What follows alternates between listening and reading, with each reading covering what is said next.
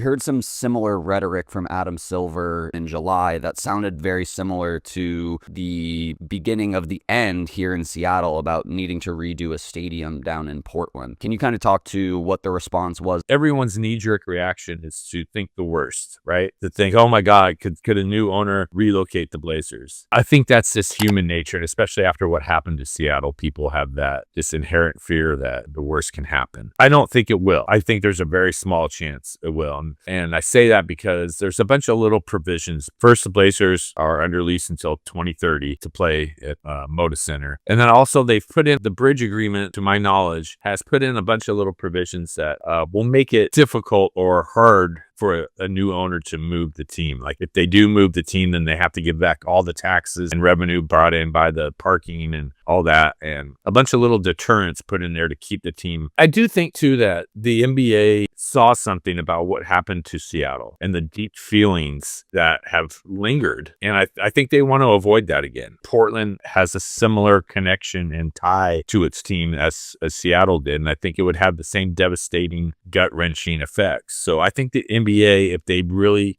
were honest, would like to avoid that. And then also, I think, nobody knows what the verbiage was in Paul's agreement or his instructions for the sale of the team, but it's sounding more and more like there are directions to keep the team in Portland. I think that was his desire. He didn't want it to go anywhere else.